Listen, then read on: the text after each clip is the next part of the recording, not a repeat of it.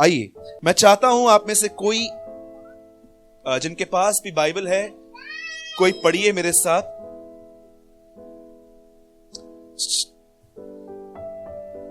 बहुत शुक्रिया। आइए मेरे साथ कोई पढ़िए भजन सहायता की किताब। ये पुराने नियम में आता है, इन ओल्ड टेस्टामेंट। और देखिए यहां पर क्या लिखा है, 138 भजन सहायता 138 का कोई मेरे साथ पढ़िए। Second word, second.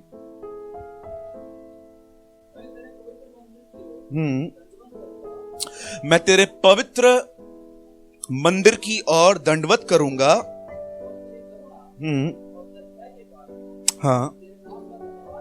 हाँ, जो करुणा और सच्चाई के कारण मैं तेरा धन्यवाद करूंगा। ब्रदर, अब जो आप पैसेज पढ़ रहे हैं उसे बहुत स्लो पढ़िए, क्योंकि तूने, हाँ,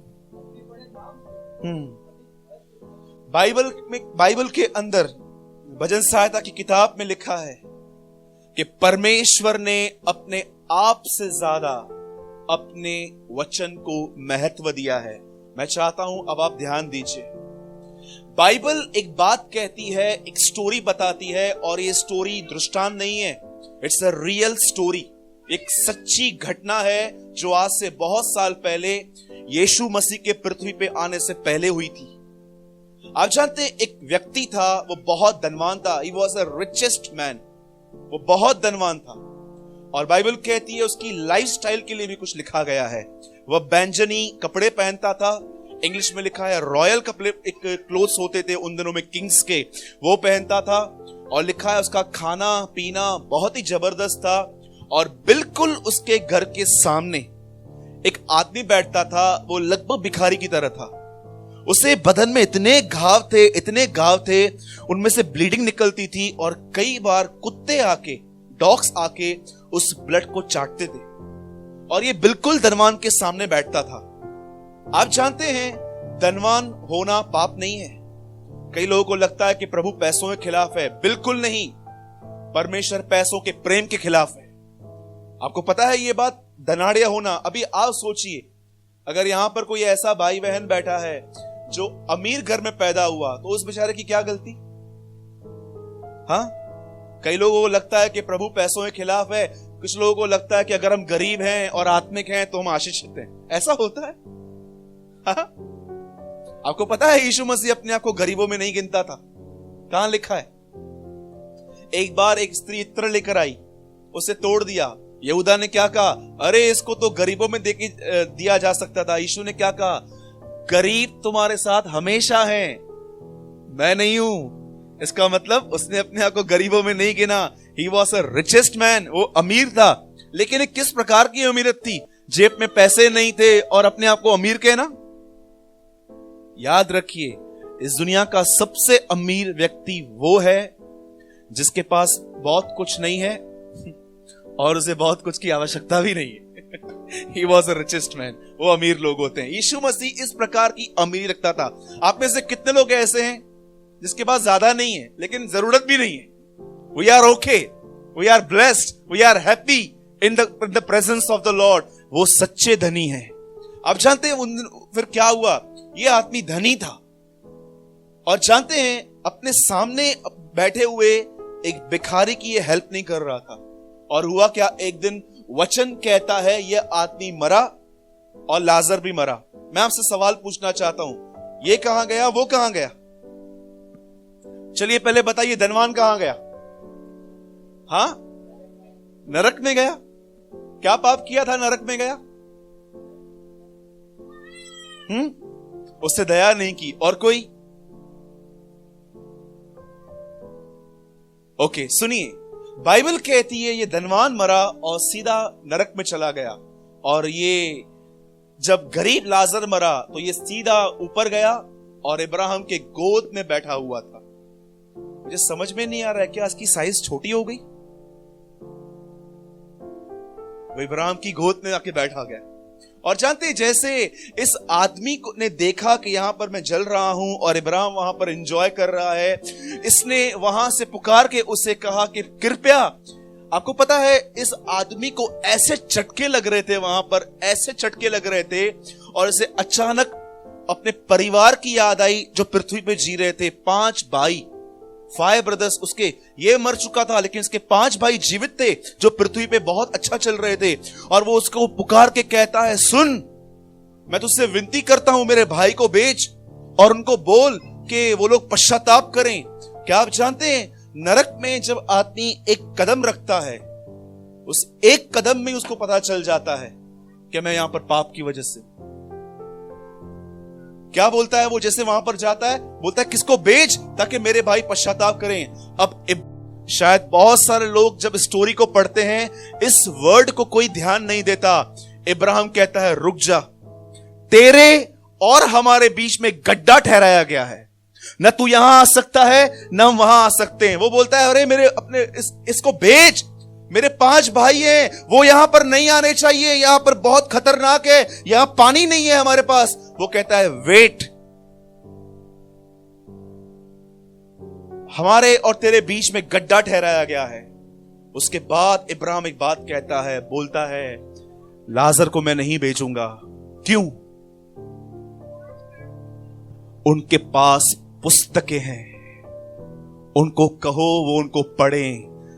मैं आपसे एक बात पूछता हूं, क्यों एक आदमी उसे कहता है अगर वो चाहते हैं वो यहां ना आए तो उन्हें बोल वे पुस्तकें पढ़े। मैं आपसे एक बात पूछता हूं, आप में से कितने लोग हैं जो उस पुस्तक को इसीलिए पढ़ते हैं ताकि आपका उद्धार हो? You have been saved.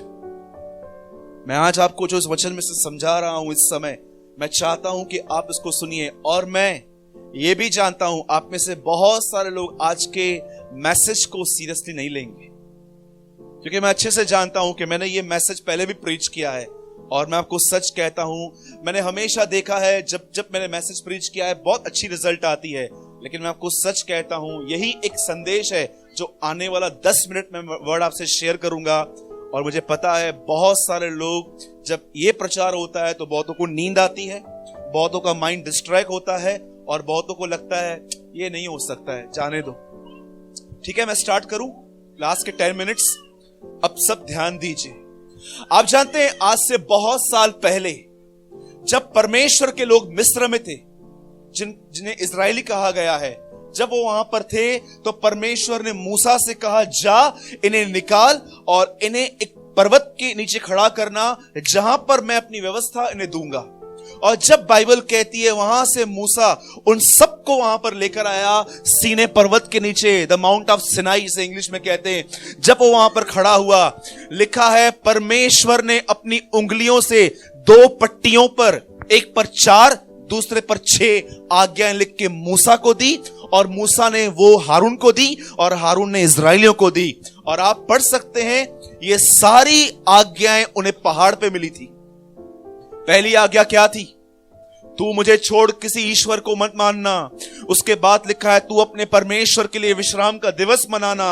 उसके बाद लिखा गया है अपने प्रभु का नाम व्यर्थ मत लेना। उसके बाद लिखा है हत्या मत करना, व्यभिचार मत करना, झूठी गवाही मत देना, पराई चीजों का लालच मत करना। आप पढ़ सकते हैं ये 10 आज्ञाएं।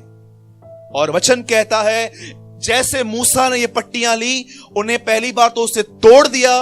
कितनी बड़ी बात है, लॉ लेने वाला खुद परफेक्ट नहीं था। और आप जानते हैं जब उसने पट्टियां ली, वापस वो 40 डेज आगे गया और सेम पट्टियां परमेश्वर ने लिख के दी। आप जानते हो 4 और 6 अलग अलग क्यों लिखी गई? क्या एक ही पत्थर में नहीं नाप रही थी? 4 आज्ञाएं जो लिखी गई हैं वो परमेश्वर से कंसर्न थी। तू मेरा नाम व्यर्थ मत लेना, तू मुझे छोड़ किसको ईश्वर मत मानना, तू सबत का दिन मनाना, वगैरह वगैरह। 4 आज्ञाएं परमेश्वर के साथ थी। और उसके बाद जो 6 आज्ञाएं थी, तू हत्या मत करना, व्यभिचार मत करना, लालच मत करना। एक पट्टी को कहते हैं परमेश्वर से प्रेम करना, दूसरी पट्टी को कहते हैं अपने पड़ोसी को अपने समान प्रेम करना। इसीलिए ये 2 पट्टियां वहां पर रखी गई। अब ध्यान दीजिए, मैं आपसे एक बात पूछता हूं। मूसा अपने साथ ये पट्टियां लेकर आया, कोई उन आज्ञाओं पे चल सका?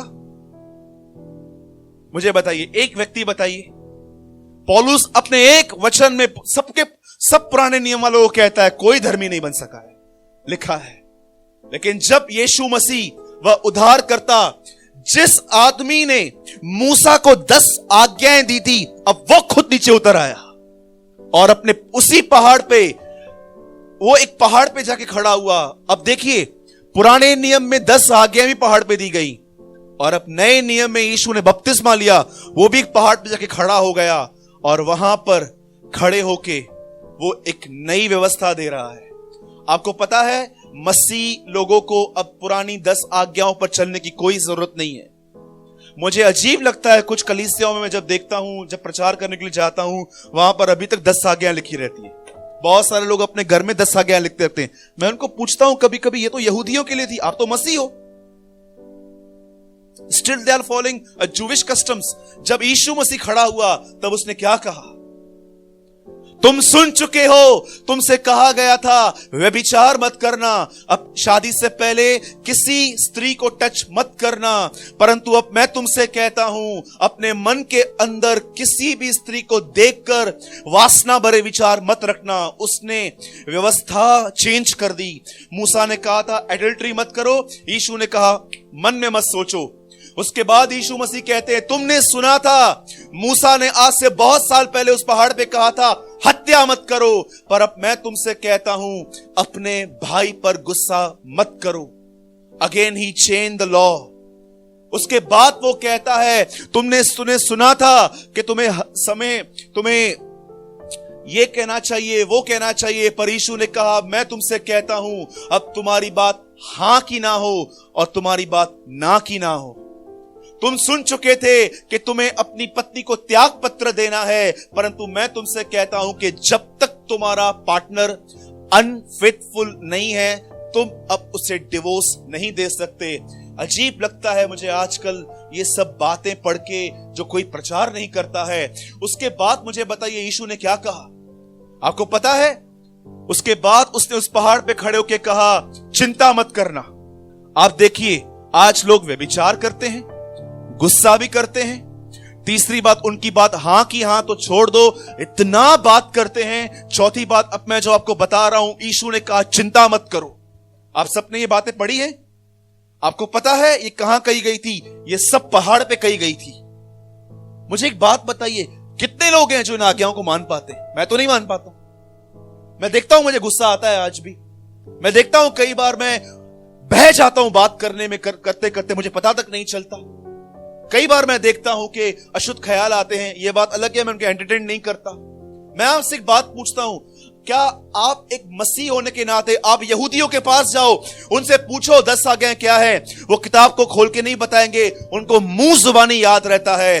पर मसीह लोगों को मत्ती 5, 6, 7 बिल्कुल नहीं पता है। आज उन्हें कुछ ही वचन याद रहते हैं, मांगो तो तुम्हें दिया जाएगा, जो चाहो मांगो तुम्हारे लिए हो जाएगा, यदि उसकी इच्छा के अनुसार मांगोगे तुम्हें मिल जाएगा। ऐसे लोग हैं इन दिनों में, पर्टिकुलर जो फेवरेट वर्ड है वो वहां से लेते हैं। मैं आपसे एक बात पूछता हूं, if you are a true Christian, You know about Matthew 5, 6, 7? हाँ, आप अपने आप को मसीह कहते हो ना? आप बोलते हो ना मैं बिलीवर हूं, मैंने पिता पुत्र पवित्र आत्मा के नाम से बपतिस्मा लिया है। मैं आपसे पूछता हूं, मुझे बताइए आप में से कितने लोग हैं यहां पर जो मत्ती 5, 6, 7 सीरियसली पढ़ते हैं? क्योंकि आपको पता है बहुत साल पहले मूसा ने यहूदियों के लिए ये बातें कही थी, लेकिन मेरे उद्धारकर्ता ने मत्ती 5, 6, 7 में मुझे बताया कैसे जीवन जीना है। मैंने लोगों को देखा है इन दिनों के अंदर, वे सिर्फ ज्ञान की खोज में हैं, लेकिन वो जानते नहीं हैं इन 3 अध्यायों में उनके लिए एक जीवन छुपा हुआ है। उसने कहा तुम दीन बनो, उसने कहा तुम नम्र बनो। आपको पता है 7:37 यूहन्ना में क्या लिखा है? यदि कोई प्यासा है तो मेरे पास आए। किस बात का प्यासा? 33 साल के उस जीवन को प्रचार करने के बाद वो कहता है यदि कोई इस तरह जीने के लिए प्यासा है तो मेरे पास आए, मैं उन्हें पवित्र आत्मा दूंगा और वो जिएंगे। मैं आपसे बात पूछता हूं, जब आप मैथ्यू 7:37 पढ़ते हो, यदि कोई प्यासा है तो मेरे पास आए, किस चीज का प्यासा? 33 साल एक जीवन, सिद्ध जीवन जी के वो उन्हें कहता है यदि कोई इस तरह जीना चाहता है तो आओ, मैं तुम्हें आत्मा से भरूंगा। आपको पता है, ये तीनों अध्याय प्रचार करने के बाद यीशु मसीह ने क्या कहा? कितने लोगों ने इस वचन को बहुत गलत तरीके से अपनाया। बहुत साल जब भी आप देखते थे कुछ चाहिए, आप बोलते थे मांगो तुम्हें दिया जाएगा। क्या आपको पता है ये वचन कब कहा गया, किस वजह से कहा गया? ये एक स्टैंडर्ड प्रीच करने के बाद कि तुम्हें दीन बनना है, तुम्हें नम्र बनना है, तुम्हें शोक करना है, तुम्हें मन में शुद्ध रखना है, तुम्हें सबसे मेल मिलाप करना है, तुम्हें अपनी उपवास, तुम्हारे अपनी प्रार्थना, तुम्हें अपने चैरिटी वर्क्स को छुपाना चाहिए, तुम्हें हां की हां ना की ना बोलनी चाहिए, तुम्हें हत्या और व्यभिचार से दूर रहना चाहिए, तुम्हें चिंता नहीं करनी चाहिए, तुम्हें बुरे का सामना नहीं करना चाहिए। ये सब आज्ञाएं प्रचार करने के बाद यीशु मसीह अपना प्रचार जानते कहां खत्म करता है? अब मांगो तुम्हें दिया जाएगा, ढूंढो तुम पाओगे, खटखटाओ तुम्हारे लिए खोला जाएगा। प्रभु क्या मांगे? इन बातों पर चलने के लिए पवित्र आत्मा मांगो, मैं तुम्हें दूंगा। इन बातों पर चलने के लिए मुझे ढूंढो, इन बातों पर चलने के लिए खटखटाओ। आप जानते हैं यह सरमन कहां पूरा हुआ? क्या करता है पवित्र आत्मा? अरे यीशु मसीह ने हम मसीहों के लिए कीमत चुकाई इसके लिए। आप जानते हो ये आत्मा क्या करता है? कितने लोगों ने ये वचन पढ़ा? यीशु ने कहा सकरा है वो मार्ग, सकरा है वो द्वार जो जीवन की ओर पहुंचाता है। सालों तक मैंने सिर्फ और सिर्फ झूठ सुना था लोगों से कि अगर तुम्हें स्वर्ग आना है तो ये दरवाजा है। बाइबल नहीं कहती है स्वर्ग का दरवाजा है, बाइबल कहती है जीवन। इस पृथ्वी पर अगर तुम्हें उसकी तरह जीना है तो इस गेट में आओ। आप जानते हैं ये गेट कितनी छोटी है? पढ़ा होगा ना आपने, सकरा है वो मार्ग जो जीवन की ओर पहुंचाता है, चौड़ा है वो फाटक जो विनाश की ओर ले जाता है। आपको पता है ये फाटक कितना छोटा है? यीशु मसीह ने नए नियम में इस फाटक की साइज भी बताई है। जानते हो कहां लिखी है? एक धनवान ने यीशु मसीह को रिजेक्ट किया और यीशु ने खड़े होकर कहा देखो ये सुई के अंदर होल, ऊंट जा सकता है, धनवान नहीं आ सकता। बताओ इसमें गेट की साइज है कि नहीं है? कितनी साइज है इसकी? The I of needle. Do you know इस गेट की साइज क्या है? जितनी सुई के अंदर दागे जाने की होल की वो जो जगह है ना, ये इतना ही है। इतनी छोटी में से हम कैसे जा सकते हैं? मैं एक सिंपल क्वेश्चन पूछता हूं। समझिए यहां पर सागर बैठे हुए हैं और मैं एक सुई लेके आता हूं और बोलता हूं ब्रदर ये होल देख रहे हो? हाँ, इसमें से जाओ। जा पाओगे? क्यों नहीं जा पाओगे? मेरे भाई क्योंकि तू बहुत बड़ा है। आपको पता है मांगो तो तुम्हें दिया जाएगा। जब पवित्र आत्मा आपको भरेगा ना, आप इतने हो जाएंगे, इतने, और इसमें से निकलेंगे, इसमें से निकल आएंगे। लेकिन अगर आप छोटे नहीं हैं, आपको कोई कुछ बोलता है, आपको हर्ट होता है, रिस्पेक्ट और लव न मिलने पर आपको तकलीफ होती है, अगर कहां पर आपको इनवाइट नहीं किया जाए आपको प्रॉब्लम होती है। मेरे भाइयों और बहनों, हम सब बहुत बड़े हैं, हम इतने बड़े हैं, हम लोग कैसे उसमें एंटर हो सकते हैं? जब पवित्र आत्मा एक आदमी को भरता है, मैं आपको बताऊं, उसके अपने विचार अपने लिए बदल जाते हैं। वो अपने आप को स्पेशल नहीं समझता। ही लाइक अ ऑर्डिनरी मैन। जैसे यीशु ने अपने 80 बार एक नाम बताया, मनुष्य का पुत्र। क्या वो मनुष्य का पुत्र था? अरे वो सर्वशक्तिमान परमेश्वर का पुत्र था। लेकिन अपने को क्या बोलता है? तुम मुझे मनुष्य का पुत्र कह सकते हो, मैं इतना छोटा हूं। और याद रखिएगा, यीशु मसीह वो पहला मनुष्य है, संपूर्ण परमेश्वर भी है, जो सुई के नाके में से गुजरा है और वो कहता है फॉलो मी। मैं आपसे एक बात पूछता हूं और मैं इसको बोल के मैं खत्म कर रहा हूं। मैंने आज आपको एक स्टोरी बताई लाजर की, कि कैसे इब्राहिम ने कहा कि जा इनको बोल पुस्तकें पढ़ें, और आज उसी पुस्तक में से मैंने आपको मत्ती 5, 6, 7 की आज्ञाएं प्रचार की। और मैंने आपसे यह भी कहा केवल आत्मा से भरे हुए लोग ही इन बातों को चल सकते हैं। अब मैं आपसे एक सवाल पूछ के इस मीटिंग को यहां खत्म कर रहा हूं।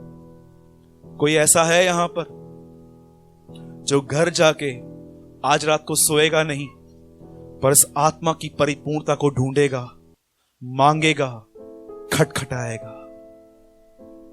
अगर आप आज रात को घर जाएंगे, तारक मेहता देखेंगे और आराम से सो जाएंगे, यह साफ चिन्ह है कि आपने बरसों से जो किया था आज भी आपने वही किया। लेकिन सचमुच अगर कोई भूखा और प्यासा है, जैसे मैंने आपको कहा 7:37 में उसने कहा, यदि कोई भूखा और प्यासा है तो मेरे पास आए। उसने अपना जीवन सामने रखा और कहा कि अगर तुम ऐसे जीना चाहते हो मेरे पास आओ, मैं तुम्हें भर दूंगा।